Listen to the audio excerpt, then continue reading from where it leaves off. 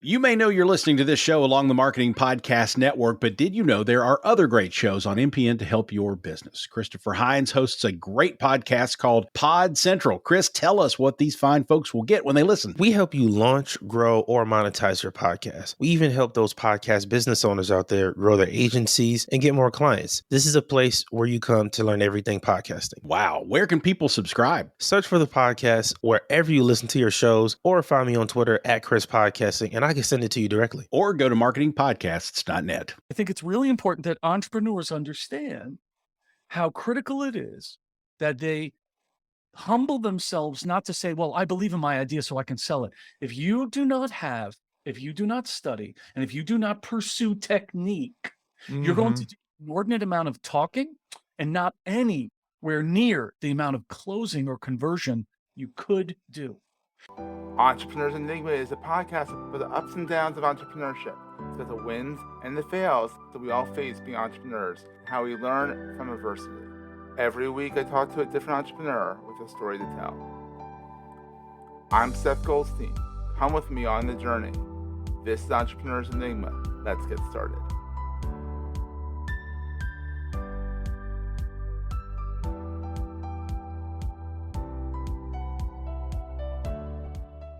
Hey everybody, welcome to another edition of the Entrepreneur's Enigma podcast. I am here with Coach K, John Klymshyn. Did I say that correctly? The first time. Congratulations. Wow. There's seriously, unless you call Y a vowel, there's no vowels in his name. Hey, everybody has a cross to bear. Mine was that my last name had no vowels. It actually, well, it does, because Y in this case is the vowel. So, but it's people are unaccustomed to seeing that as the vowel in a name, right? Yeah. So what I love is I'll check into a hotel and they will ask me my name. I'll spell it, and they'll look at me and say, "Are you John?" And my response is, "Do you have another Klymshyn staying here? Because if you do, we're probably related." Yeah, there's probably no one. Yeah, exactly. Because with a name like Goldstein, we're like the Smith of Jews. There's like literally everyone's in the Jewish religions either Stein or Goldstein or Goldberg or something like that. So, or Feld, there's a lot of Felds. Yeah, or Farb. Oh, there's a Farb. Yeah, there's some Farbs. Even I have my wife's maiden name, Seidman, apparently is a very common Jewish name. I had no idea. Oh, So, yeah. we're all off to the races here. I love it. What are you going to do? So John is a musician. He is the founder of the Klymshyn Method, spelled just like Klymshyn with no vowels. That's So right. I'll link to everything so people don't have to try and figure out how to spell Klymshyn. So I'll link to everything in the show notes. That's a good thing. And you are a self-proclaimed librarian of uncommon knowledge, the professor of profundities, a ninja listener. I love it. That is the best LinkedIn little subtitle. Oh, that's great. Thank you. I love it. And you're based out in Idaho, right? Yes, I live in Southwest Idaho, not far from the great city of Boise. So you still have good internet, thank God. We do. Hey, we got fiber out here, yo. Idaho is one of the best kept secrets in North America. And it's gorgeous there too. From what I hear, it's like God's country. It's stunning. I mean, the national forest and the rivers and the lakes and the canals and the reservoirs and the mountains and the trees, and I could go on and I could go on. Exactly. I want to go so bad. It's gorgeous. It sounds so gorgeous. And I'm sure like when you need a break from work, you were in the best place to decompress. Grab your fishing rod and just go out into the wilderness. Yeah, and since I don't backyard. fish, well, it's a beautiful thing. Since I don't fish, I just bring the fishing pole and I sit next to the river, and the day goes by. Exactly. You kick back and relax. I don't put bait on the hook. I don't do nothing. Just relax. Oh yeah, I'm going fishing, and she's like, "Sure you are. Sure you are." Exactly. So John, yes, you coach entrepreneurs and business owners on the sales process. Yes, on how to be a better salesperson, and how to excel at sales. So how did you get started in this? I mean, what's your background?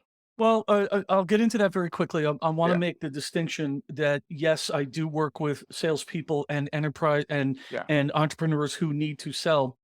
One of, I think, the great gaps is between where a company is founded and started and how they build their sales team. So my most successful and most consistently selling book over several years has been about that that what I call the impossible profession, which is sales management. Ooh, So it does sound tough. well, here's the Yeah. thing. It's like herding cats, right? It is salespeople are unique and wonderful and psychotic and confusing and inspiring and hardworking and brilliant. And managing that, people say, well, that's an oxymoron. It really is not, because the goal is not to tell salespeople what to do, because most salespeople know what to do. The role of the entrepreneur or CEO or VP of sales or whatever the title is to help those people be more effective. Now, keyword is effective right there. Yeah. We're going to take a quick break, hear from our sponsors, and get right back to the show. You may know you're listening to this show along the Marketing Podcast Network, but did you know there are other great shows on MPN to help your business? Amy Rosenberg hosts a great podcast called PR Talk. Amy, tell us what these fine folks will get when they listen. So we interview thought leaders and sometimes the media to not only learn about our jobs better, but to expand into new areas that tie in well with PR. But we also explore kind of what we think is more interesting. So things like work-life flow, diversity, equity, and inclusion, and just broader topics like that. Very interesting. Where can people subscribe? We're at prtalk.co, marketingpodcast.net, or you can search for PR Talk wherever you get your podcasts. You heard her. Go subscribe. effective. I'm a mercenary sales guy. I want to close as many deals for as much profit as possible. And the thing about the profession of selling is that it is a performance profession. I think it's really important that entrepreneurs understand how critical it is that they humble themselves, not to say, well, I believe in my idea so I can sell it. If you do not study, and if you do not pursue technique, you're going to do an inordinate amount of talking and not anywhere near the amount of closing or conversion you could do. Wow. Yeah. In my time when I was mentoring startups with NYU, in my time when I did 107 episodes of Your Startup Advisors podcast, Yeah. the language was about how do we get from where we are, whether it's seed money or we got 30 customers and now we have to hire 2 more people, or wherever you are on the journey, understanding the intersection between sales and leadership, Seth, I think is critical. And I think that's It what is. brought you and I together on LinkedIn, is we both commented on stuff and found each other, and then we started commenting on each other's stuff. And You're a funny guy too. You have a good sense of humor. So it's like, I'm like, this guy sounds like someone who I want to follow because you talk about sales. But what I like about what you do is you talk about sales in a very effective, there you go, and a very friendly manner. Like, you don't take yourself too seriously. It's not like you do this, button up, and kind of go that way. You have fun with it. And, if you don't have fun in what you do, it's going to be a slog. And there's that old adage, which is kind of overused now. But, if you do something you love, you don't work a day in your life. That's kind of a little BS because you are doing work. But, you're at least enjoying your work, so it's not as tedious. well, here's the thing. We enjoy work when the work is rewarding. Yeah. We don't like having a job because job is an acronym for just over broke. I love that. And it's not just about the money. If people are not getting satisfaction from their work, then they're stuck in a job. And salespeople, there are many salespeople that have jobs. I don't want a salesperson to view what they do as a job. I want them to view it through the lens of a creative person, because you must be creative in order to sell. We are creating relationships. We're creating financial exchanges. I don't like transactions because it's one and done. Most of the people I work with are enterprise salespeople, relationship salespeople, large dollar transactions. And the relevance to your audience in that is, number one, the difference between what you charge today and what you could charge is the nerve you have in pressing a button on the keyboard for your prices. There you go. Exactly. People say, There's also a keyword there. What's There's that? a keyword you've said multiple times is relationship. Yeah. The sales is about a relationship. It's not necessarily about the transaction. I mean, it's always about the transaction at the end. But if you build the relationship, you're more apt to get that transaction and then some. And people don't realize that people are, Seth, you pay all this good content. What's the ROI? I'm like, it's not ROI. It's the relationship. It's what Ted Rubin. You know Ted Rubin? Sorry, I don't. He coined the phrase return on relationship. Which, I like that. exactly. And I think it's even trademarked even. He really runs with that. And I love it because it's return on relationship. You're building the relationship so people trust you and they want to work with you, and people buy from people they like. I walk people through something that I call the awareness funnel, and I'll give it to you in, the 30-second version. It's a larger Sounds good. conversation, but here's the Yes. thing. If you and I were not aware of each other, then we were outside of the awareness funnel. In other words, I'm unaware of Seth and what he does and how he can help me. Yeah. Once you and I have at least one live conversation, not an exchange of emails, but like what we're doing today, we're Yes. talking with each other, not at or to, but with each other. Once we talk with each other, now you are aware of me. Should you and I have 3 or more live conversations, now you've become familiar with I like me, that. right? So the Yeah. funnel is getting tighter because it's a smaller universe.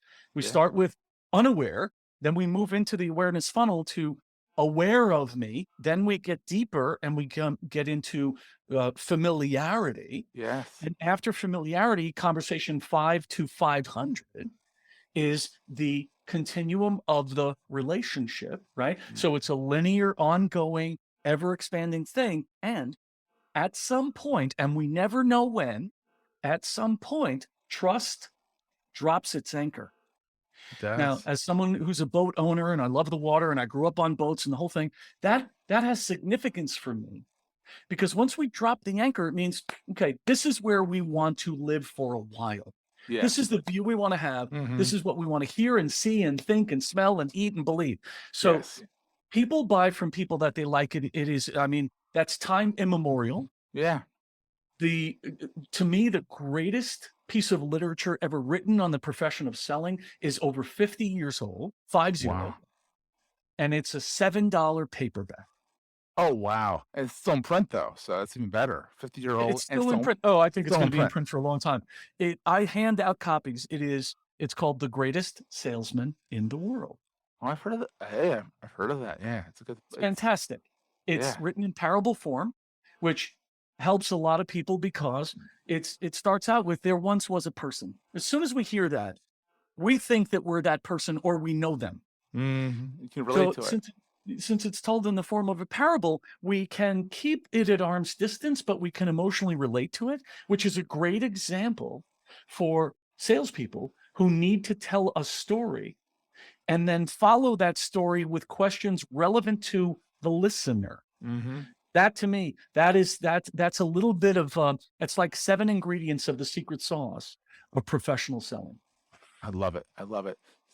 So John, you've been a consummate entrepreneur for years now, and 23. Wow, that's amazing. You were in the Navy, which is kind of what you think when they like you to think as a group, but they also like you to somewhat, be kind of entrepreneurial a little bit. Like they want you to think for yourself, but with the group in mind. But what is the best thing about being an entrepreneur for those 3 years? The best thing about being an entrepreneur is that you are regularly reminded of why you do this. And I have never lost sight of my why, which is That's freedom. awesome. Freedom, yeah, absolutely. And guess what? Freedom has a price. Yeah. You've got to earn that freedom.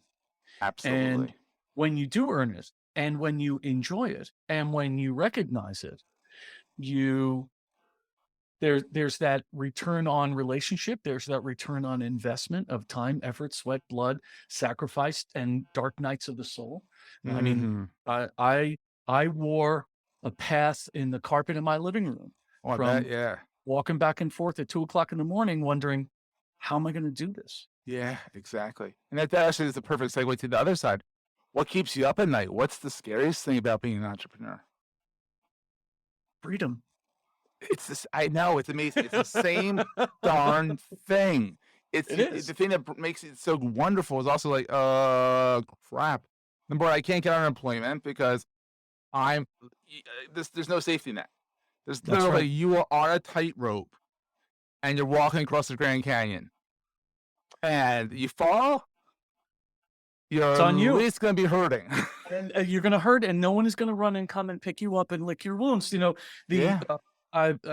wanted to be a writer since I was very young. And one of the reasons I wanted to be a writer was that I had read great science fiction, Arthur C. Clarke, Isaac Asimov, and my idol, Ray Bradbury. Oh, he's good. Later in life, much later in life, had the opportunity to actually meet the man, was stunning. Oh, wow. And I read, after I met him, several years after I met him, he was in his early 80s. And he was asked in an interview, how do you feel about risk? And this was his response in his early 80s. He said, every day I jump off a cliff and I build my wings on the way down. Oh, I love that. Isn't that fantastic? Oh, he's clearly a writer. Clearly a writer. Exactly. Yeah, right. Exactly. Clearly, I mean, that's something that, you know, like a writer would come up with. That's Sure. you can envision that. It's also like building a plane while you're flying it. That whole thing, like changing engines on a 747 while it's in flight. That's the founder and the CEO of Salesforce. He says that's what we're doing here every day, and I love that because that kind of metaphor, right? It gets people's attention. So as an entrepreneur, solopreneur moving into entrepreneur, moving into, you know, director of an organization, really important very early on to identify what it is that you are exceptional at, as well as the things that you're not very good at, because those things that you're not very good at, get someone else to do them. Yep. Do what you're good at and hire for the rest. That's it. That's my whole mentality with my Goldstein Media Company, is that it's like, I'm okay at design. Oh, but Olivia is so much better. And it's like, do I want to rock this website? Absolutely. I'll manage the crap out of it, but she will do so much better of a job. In the end, it's worth every penny. Well, because there's opportunity cost that people refer to. Here's the thing. The older I get, the more aware of this I am. The clock is ticking. So if I do truly have more time behind me than ahead of me, I want to make sure that I am investing my time for the greatest return. Now, that doesn't mean that I have to earn money every waking minute, because freedom is the primary both driver and objective, right? Since it's both the primary driver and objective for me, that means that I select how I spend my time. So the question is, do I want to spend my time doing something that I know in my heart and soul is not going to be top quality? Or do I spend a couple of bucks and have someone deliver top quality? Because here's the gift that we are giving. Number one, we're giving the person who's good at it the gift of being able to ply their trade. Absolutely. And we're giving the ultimate recipient the best that we can identify or offer. That, to me, something very related to freedom is power. And power is not influence. Power is an ability to be centered and stay within myself, so that I do not have those dark nights of the soul saying, should I hire someone to do this, or should I do that? Should I keep trying to learn how to do that, or should I just, get someone in here to help me for a couple of hours? And I don't mean to keep on this track, but here's the thing. I have worked with small organizations, 5-8 people, where the CEO was convinced that they were the only one that could sell what they had, and sell it effectively. And after the 30-minute argument, I was like, okay, I don't think I can help you. I would like to make a bet with you that if in the next 30 days, one of these people sells more than you do, that you will get out of their way. If they don't, then I will get out of your way. I love it. Love it. Love it. Love it. Love it. Love it. Love it. That's brilliant.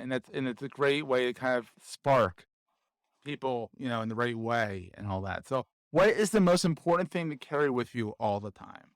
This can be physical or metaphysical. My faith. Your faith, absolutely. I have not been given any of the gifts that I am daily afforded the opportunity to share. I'm a musician. I play out 5-6 times a month. Oh, wow. That gift, I didn't invent that. I did not insert that into myself. I've played drums, percussion, flute, baritone horn, bass guitar, and now I'm struggling with piano. not really struggling with it because it's way too much fun.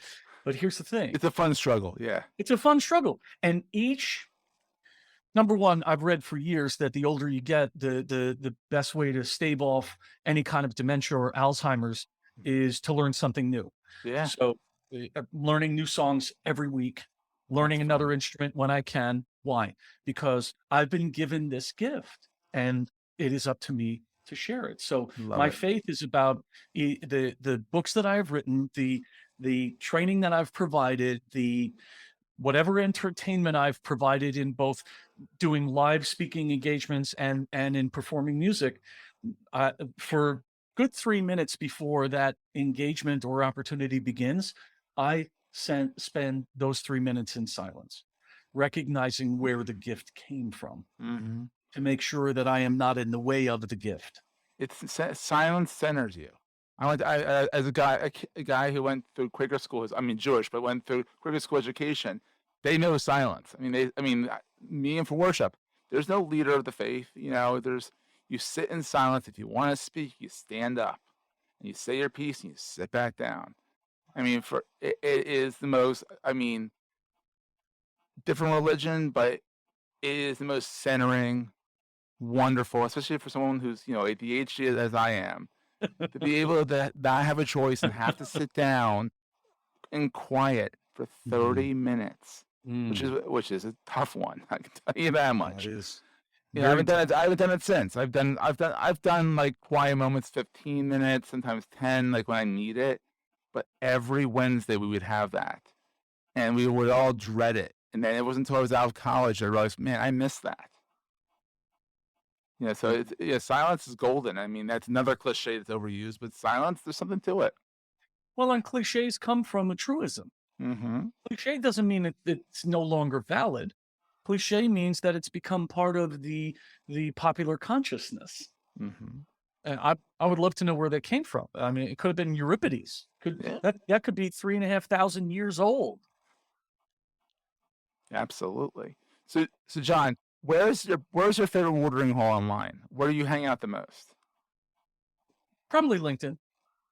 I love how LinkedIn's coming into its own right now. They're really figuring it out, and they did that. They had a brief stint in like the little stories that were like kind of like, all right, guys, you kind of jumped off the cliff there, but they've pulled it back, and I think they're doing a great job. So I love when people say, "I'm on LinkedIn. I'm on LinkedIn." Yeah, I hope this doesn't get me thrown off of LinkedIn, but I think the whole idea, concept, and push of LinkedIn news is as hollow and useless as any other online thing that I have seen. I don't go online. What's that? I don't look at it.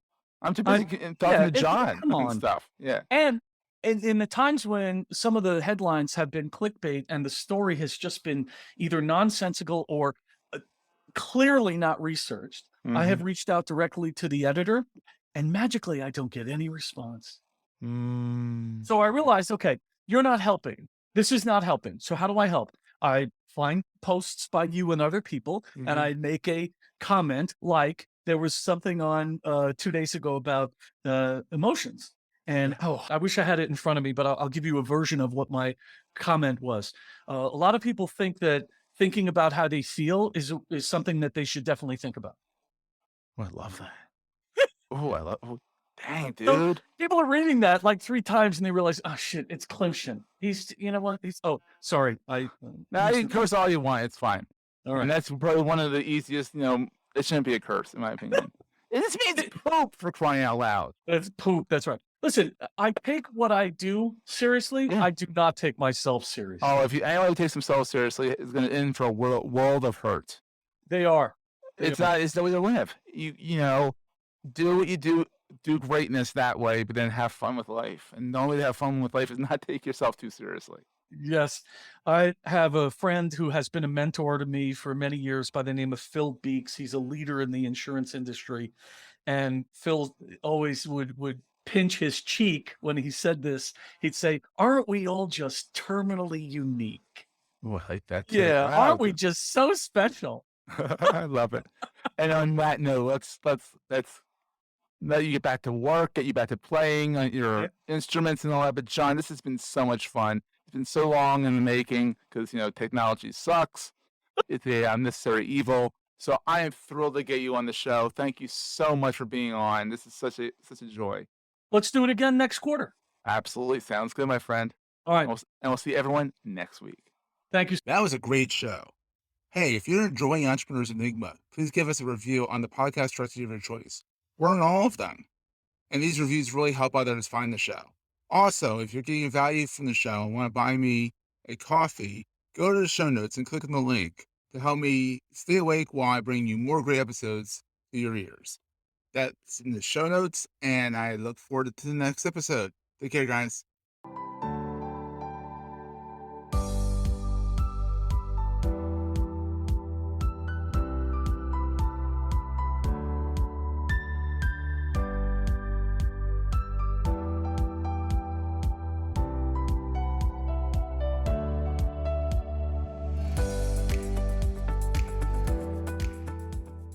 Goldstein Media hopes you have enjoyed this episode. This podcast is one of the many great shows on the MPN Marketing Podcast Network.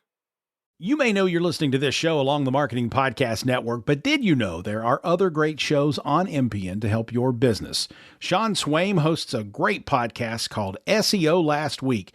Sean, tell us what these fine folks will get when they listen. Anybody who listens to SEO Last Week will get all the updates of what's going on in the world of SEO in about 15-20 minutes or so that way you can stay up to date with what's going on Google without having to dig through 60 different blogs to do so. That is super useful. Where can people subscribe? Hey, we try to keep things simple. You can subscribe at Marketing Podcasts with that second S.net, or you could just search for SEO Last Week wherever you get your podcasts from. You heard him, folks. Go subscribe. This podcast is heard along the Marketing Podcast Network. For more great marketing podcasts, visit marketingpodcasts.net.